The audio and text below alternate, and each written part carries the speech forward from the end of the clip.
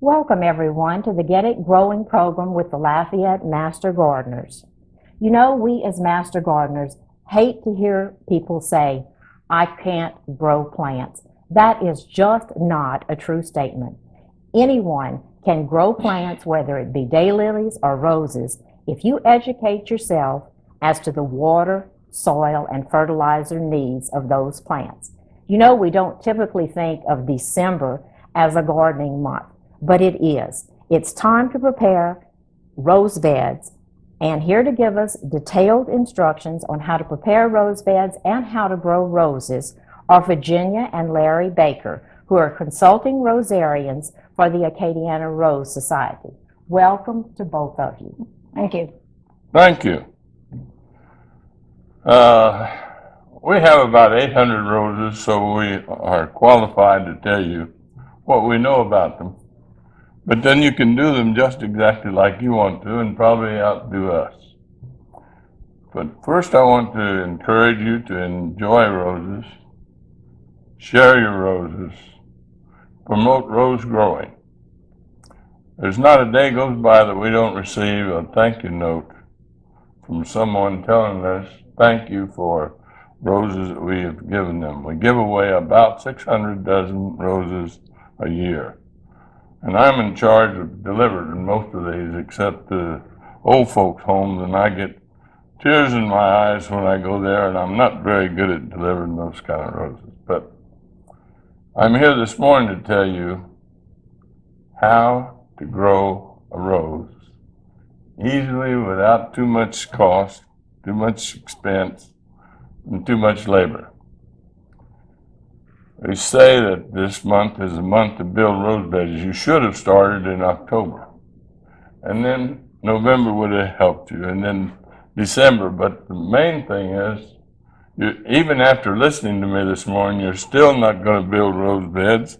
You're going to put it off until January, and that's all right, because you're going to have roses to put in a bed that doesn't exist. But at any rate, December is getting ready for February and March planting roses. The first thing about rose beds, growing roses, is get them up. Now, this is not something that Virginia and Larry Baker learned. This comes from Dr. Jim Foley, and Jim could grow a rose, believe me. And our first rose beds that he instructed us how to build out of clay, sand, and rice hulls are still our best rose bed. And you know, Larry, let me interrupt you a minute. That's one thing, we as master gardeners on this program, people have heard us say repeatedly, in Southwest Louisiana, you know, not just roses, all of our plants, all of our vegetables, we have got to get those plants up where when we get those deluges of rain, they don't just literally drown. All right, the same with the rose. If you dig a hole in this clay and put all the good things and then pour water in it, that rose is going to last 2 years. And then people say, look at the rose, it just lasts 2 years. And people say, well, roses just grow 2 years, and that's how long they grow. We have roses that have canes on them this big around, and they just grow like crazy. Many of our roses were planted in 1990, so And they're our- 14 years old now. Because you prepared your beds Right. well. Right. You know, you absolutely cannot. It's so tempting when in the spring those roses are sitting there in gorgeous buckets and people want to go grow roses and they buy that rose and they rush home. But you've got to have your beds prepared, as Larry's going to tell you. You know, get it done now. I mean, we're still going to have some warm weather. If you really put your mind to it, you can get those rose beds done. All right, first thing, pick a location. Don't get under the trees because we need 6 hours of sunshine. Don't get under a tree because that tree is going to grow over there, go right up in your rose bed and get all the goodies. And the roses are going to be sick and they're going to say, well, hey, we can't grow here. And so pick you a place that has 6 hours of sunshine where the tree roots won't come get you. You need plenty of sun. You need drainage. don't dig a hole. I started this off with that. I'll tell you again. Don't dig a hole. Don't disturb the ground where you're going to put your rose bed. Put your rose bed right on top of the grass. That's wonderful. Now, the size of the bed needs to be 4 to 5 feet wide. Don't get any wider than that. Don't get any narrower than that. That'll give you 2 roses staggered. You can go as long as you want to. But put in a water system when you make your rose bed. Put in a water system because roses love water. They just don't want wet feet, but they want lots of water, and that means a single rose is about 5 gallons of water a week, or 2 inches of water a week on a rose bed. Now the size of this bed, the shape of the bed, I have some things here to show you. We like to have this bed to be this high. This is 3 inches, 8 inches, 3 inches, that's 14 inches. We really tell you we'd like to have 18 inches high, but we know doggone well you're not going to do it. You're probably going to do me something similar to this. You're going to make 3 of these high, and that's 3, 6, 9. And 9 inches high is just marginal. Now the reason for that is you're going to put 1/3, 1/3, 1/3. 1/3 clay, loam soil, 1/3 inorganics, and 1/3 sand. Now the organic material is going to go away, so you will only have 2/3 of your bed left. So if you have 2/3 of this left, you just have this much bed left, and that's really not high enough because for the roots to grow. So we really like to have where the roots are inside of this box. When you fertilize, it grows and everything's fine shape. Again, don't dig a hole. Put it right on top. And go over the mixture again. Your 1/3, your 1/3, your 1/3. 1/3 Sand. Sand. 1/3 clay. 1/3 or topsoil, Or whichever topsoil, you've got available. Yes. And then 1/3. Sharp sand, inorganics, and so forth. Now, people duck that word, but Dr. Foley told me, and I read it since, that you have more soil water retention in that clay than you do in this loamy soil. And I find that true. And if you can grow earthworms, you can, by golly, grow these same roots.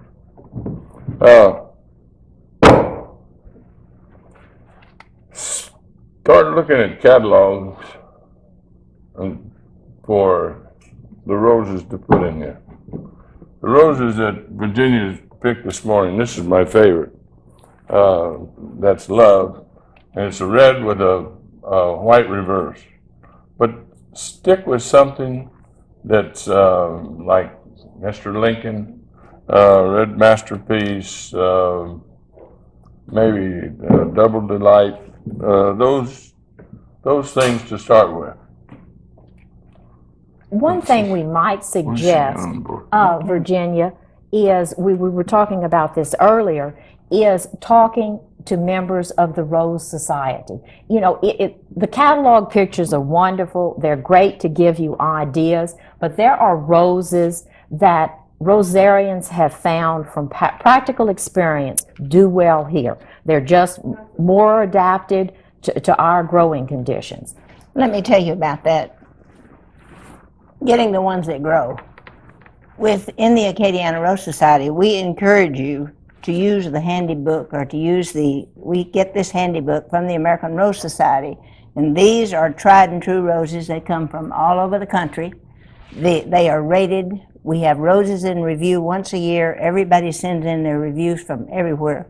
So when you get one that says it's good, in this book it's good, they're rated from a 0 to a 10. We try not to purchase anything unless it just really is irresistible, unless it rates as much as a 7. I have to admit that I have a few 6s because I couldn't turn it down and I thought I'll try them. But you're an experienced rose grower too. But there are a few roses that go up to a 10, and you'll find like Mr. Lincoln and the old roses like that are very hardy. Our Mr. Lincolns are 14 years old and they got stems like this. Yeah. It's still, and you'll hear us say Mr. Lincoln, because it's a favorite. And not only that, it's fragrant. I mean, right. It's one of the most fragrant for a roses. beginner, it's your standard red, long-stemmed rose, and it has a fragrance. It will beat anything you get There from are a florist. different qualities for the rose. For instance, if you look at this rose we've got right here, see how pretty it looks right now? And see this one over here? Yeah. I cut those this morning, and bear in mind, this is December. And they are very, very pretty at this moment. But we call it, in the Rose Society, we call pristine, which is the name of that rose, the minute rose. Because the minute you cut it, it begins to go Open away up. a little bit. Whereas we have got things like this hot princess, that rose will still be pretty a week from now. Right. Look at Cajun Parliament. And we've got a new one here that just has been hybridized in the last couple of years called Cajun Firelight, and it has sort of a creamy reverse with the light pink around here, and it will last a long, long time. So you can, the best thing to do probably is to get with some of the Rose Society members and let them go with you to choose your roses, which all of us will be glad. In fact, we like to be bossy and do that. We like to help pick roses, and we have some good nurseries around here, and they'll have beautiful roses available. Right, and consulting rosarians help is free, and it will really save you a lot of money. When when you're spending $15 and $20 for a rose, you want that rose to live and to be alive 10 years from now, not 6 months from now. Oh, to get back. Right. Back to planting this rascal. Probably you're going to buy a rose from one of the nurseries, and they have some very good nurseries. They have some very good plants, and we don't want to plug anybody, but we've got some really good nurseries.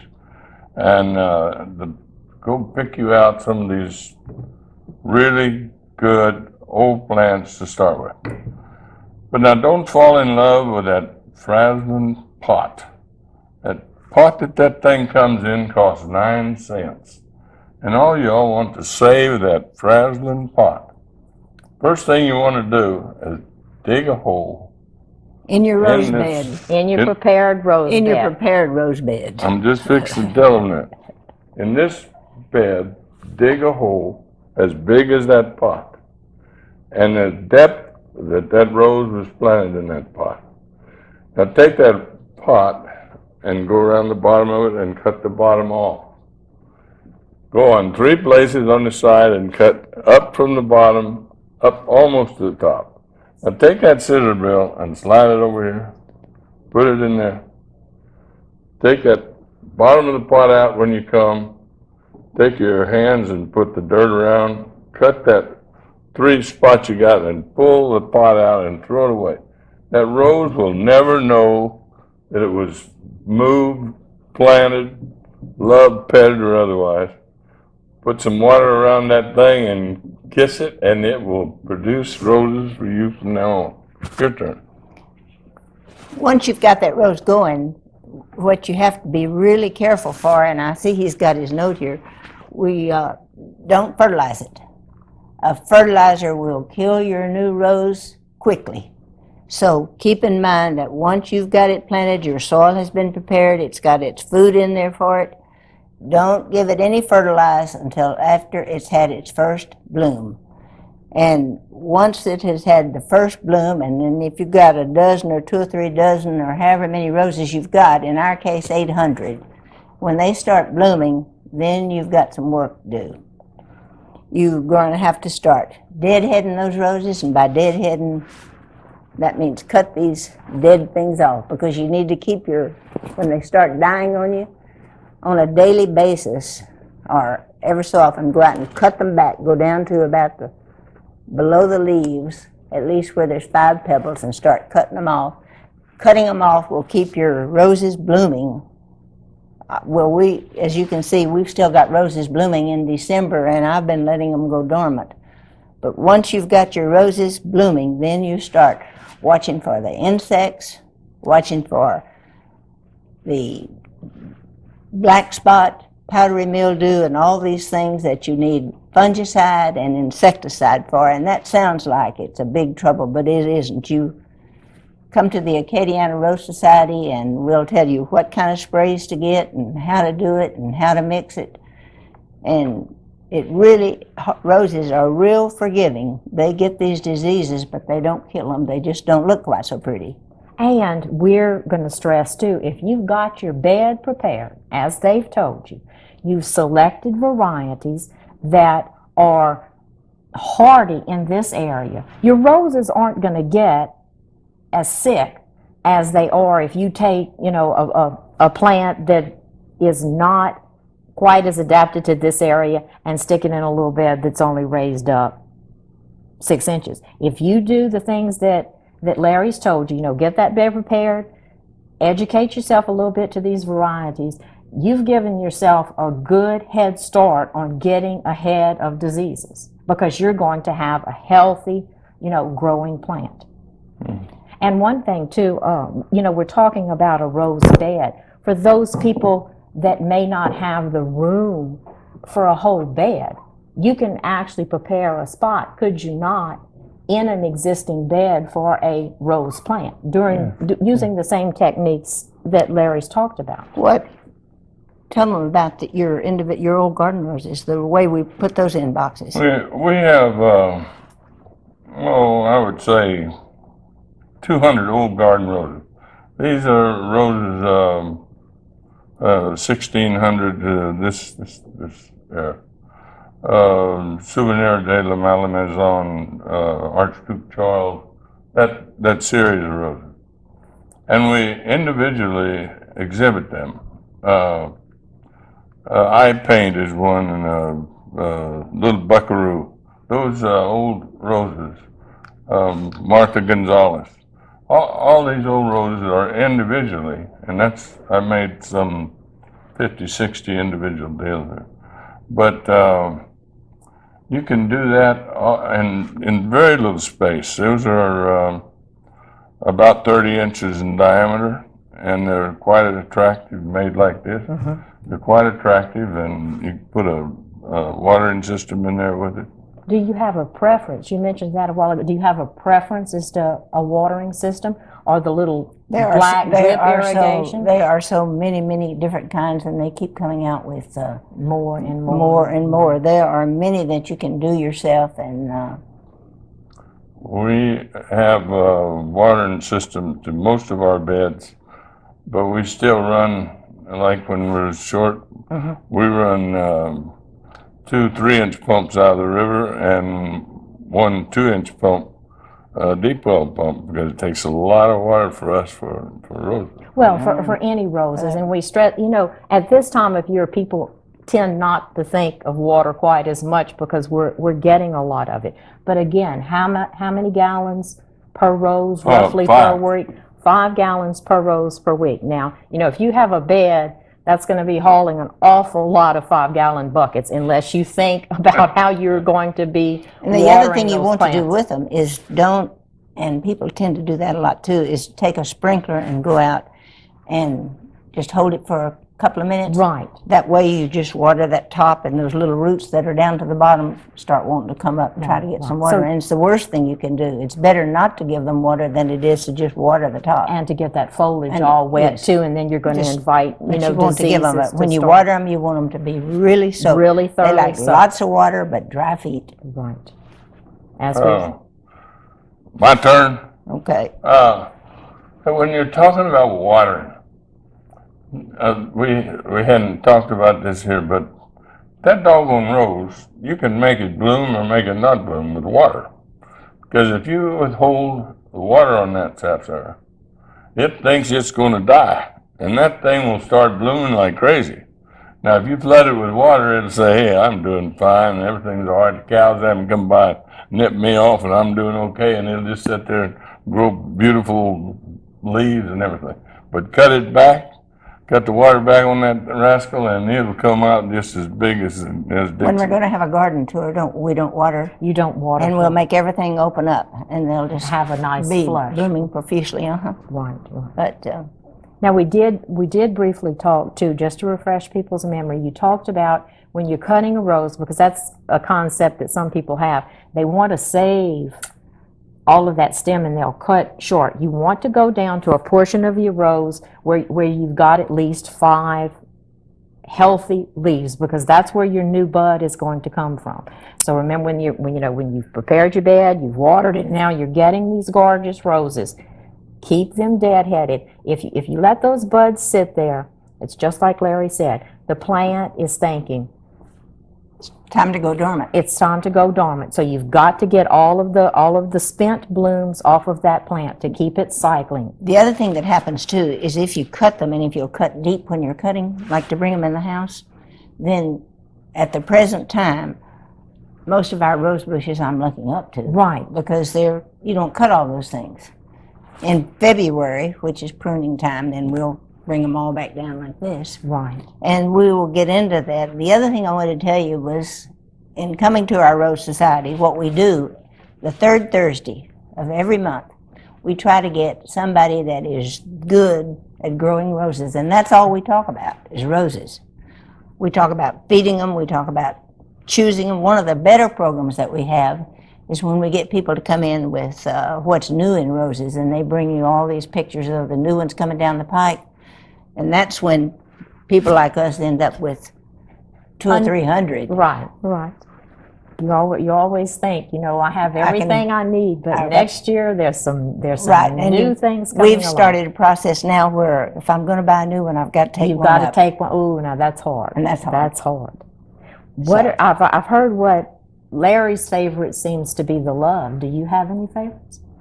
Or they're all I'm very fickle. If I say laughingly, if I were as fickle with my love as I am with my roses, I wouldn't have a husband for 59 years because I change favorites with what's opening with that what's day. opening up at that particular time. Okay, and we haven't gotten yet to the fertilizer when it is time to fertilize Okay. those roses. Okay. That's my deal, but let me tell you, I'm so surprised at my wife to tell you some things that just not so. Because my wife makes the most beautiful, this is called a coat hanger. And she makes coat hangers like you won't believe, because it's got a real nice little bloom right there, and it's going to bloom out and so forth. And the other thing she makes is candelabras. Candelabras is like this, there's 5 of them.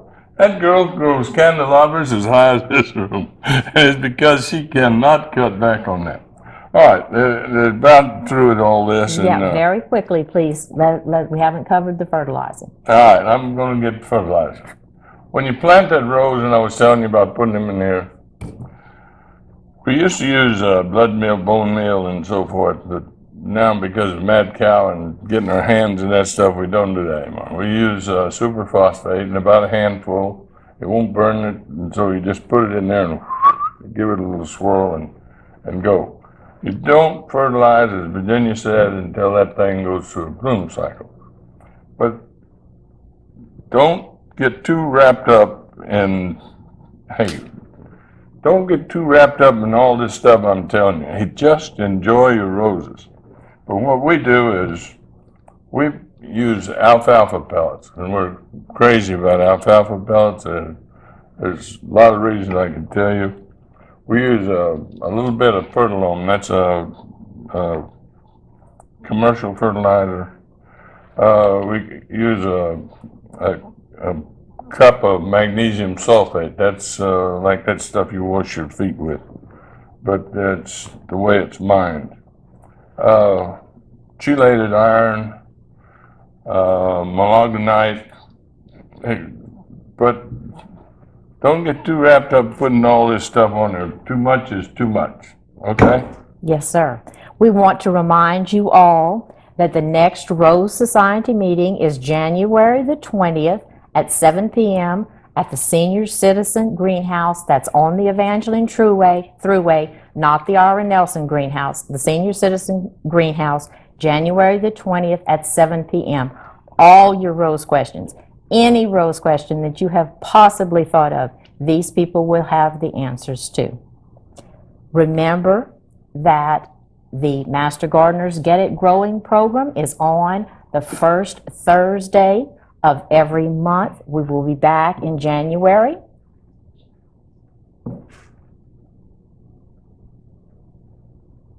Okay.